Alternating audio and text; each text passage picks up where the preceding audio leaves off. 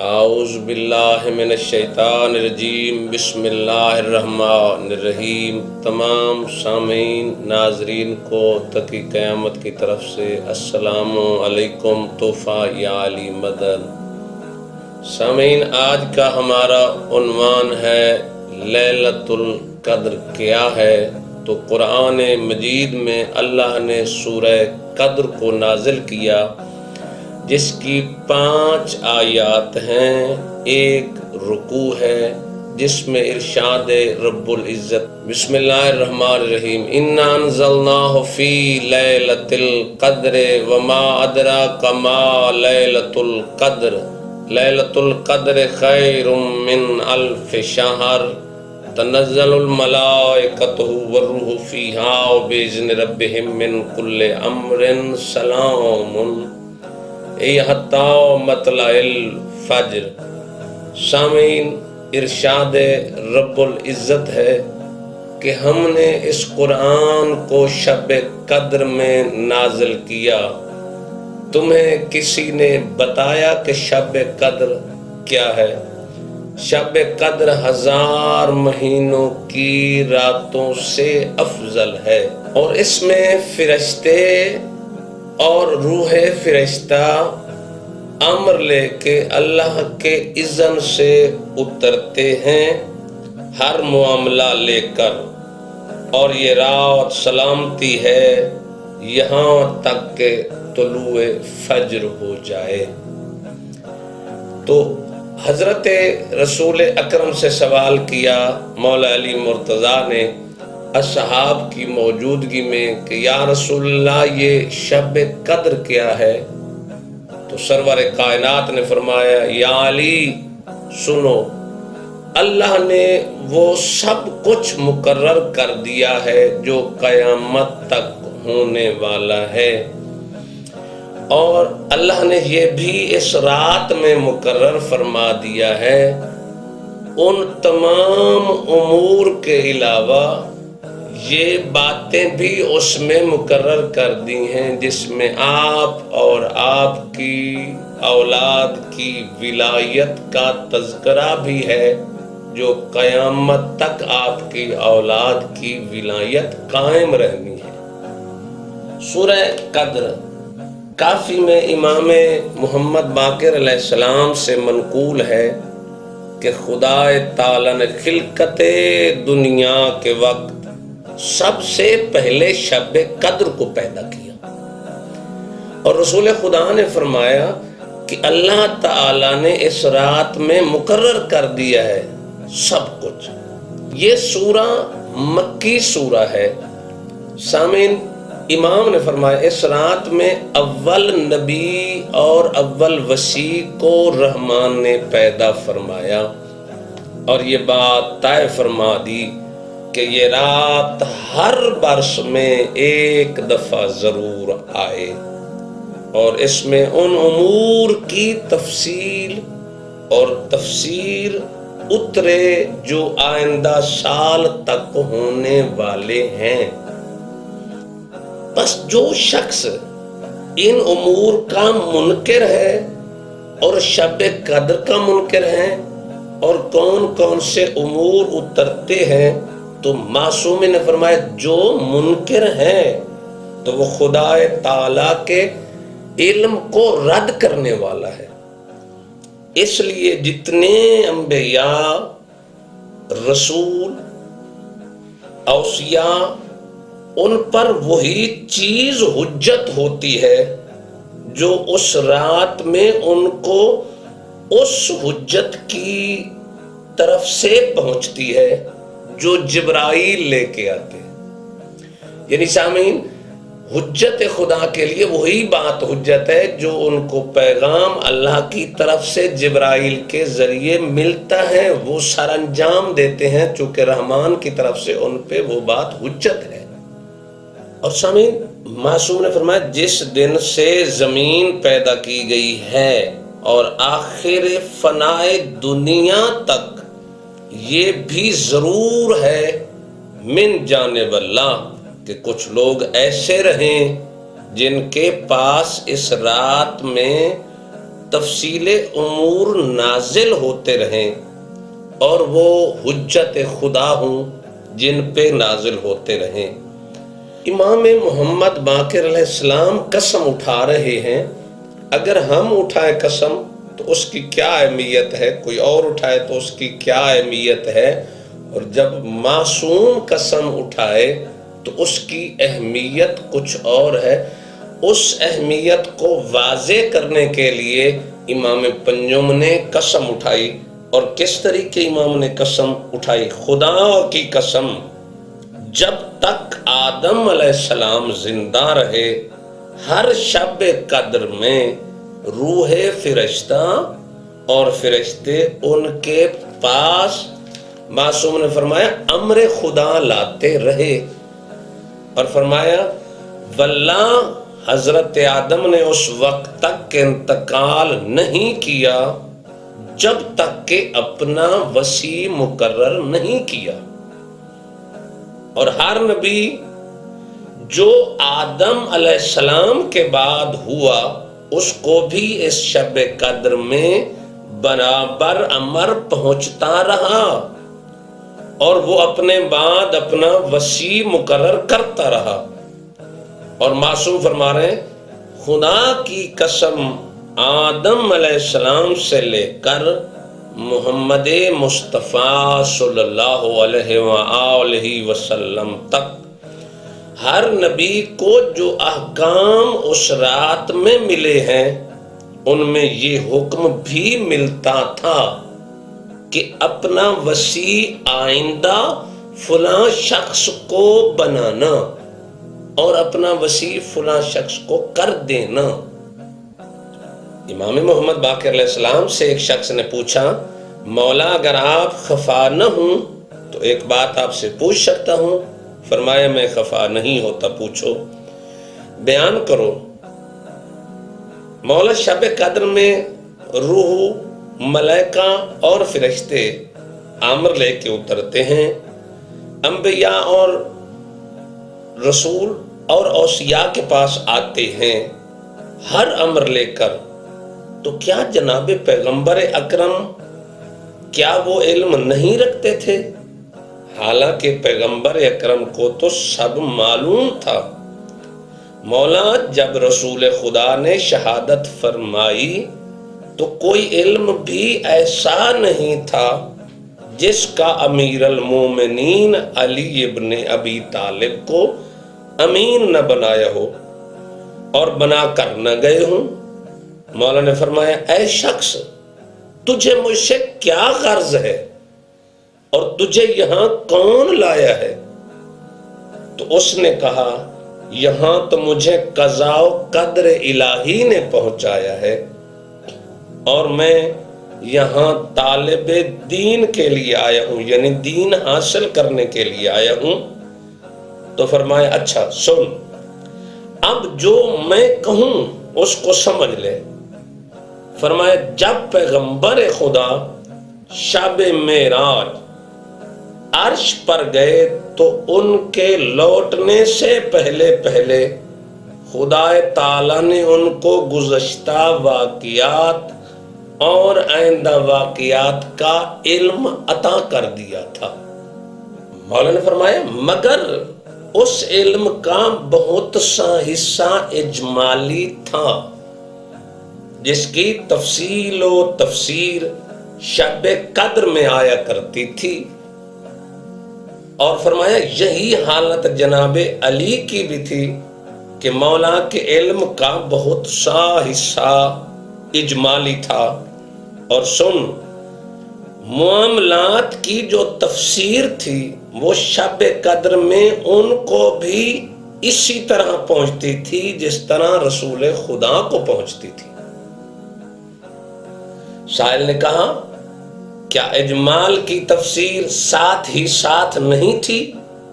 فرمایا ہاں نہیں تھی، بلکہ وہ شب قدر میں امر خدا سے جناب رسول خدا اور اوصیاء کو پہنچا کرتی ہے کہ فلاں معاملے میں یوں کرنا اور یوں نہ کرنا۔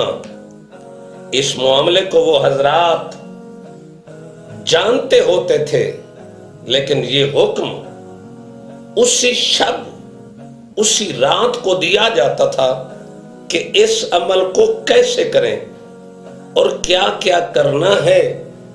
یعنی انبیاء کو پتہ ہوتا تھا، اوصیاء کو پتہ ہوتا تھا کہ وہ حکم کیا ہے، لیکن اس وقت تک کوئی عمل سر انجام نہیں دیتے تھے جب تک شب قدر میں ملائکہ اور روح فرشتہ ان کے پاس جب تک وہ امر نہیں پہنچا دیتے تھے۔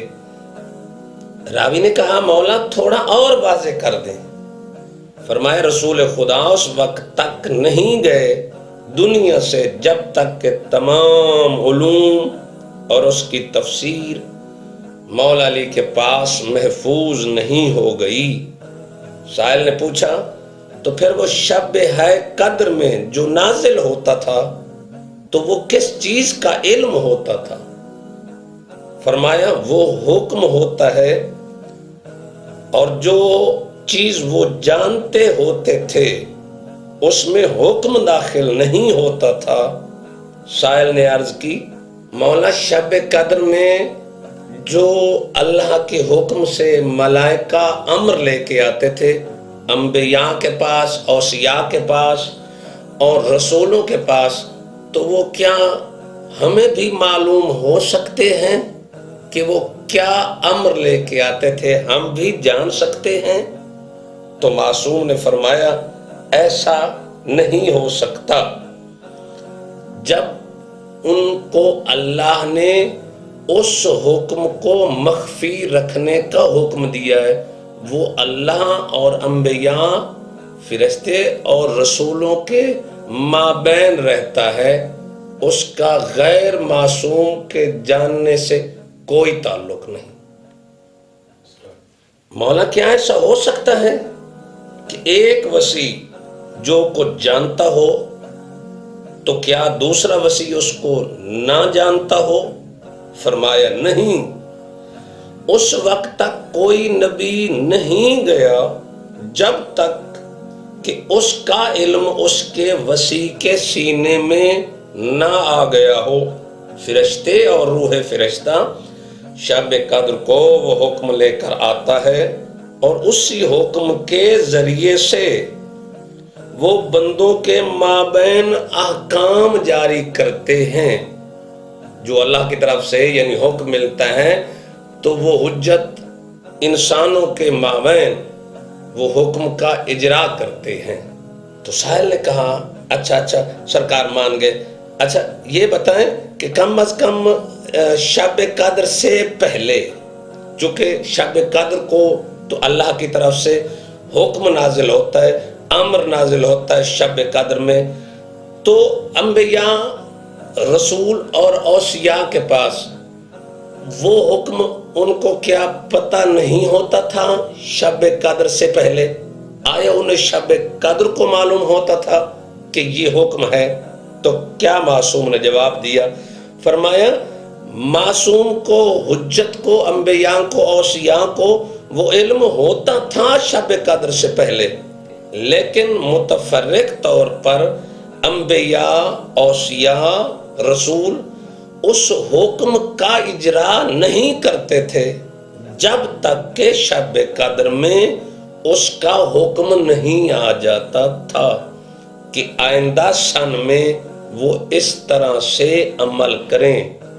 تو آخر کار سائل اٹھ کھڑا ہوا اور مولا کے قدم چومے اور کہا مولا آپ نے ایسے مدلل گفتگو کی ہے اور ایسے جوابات عطا کیے ہیں کہ اب انکار کی گنجائش ہی نہیں رہتی کہ شب قدر میں کیا کیا حکم ملتا ہے اور کن کن ہستیوں کے پاس ملائکہ اور روح فرشتہ امر ربی لے کے آتے ہیں اذن خدا سے۔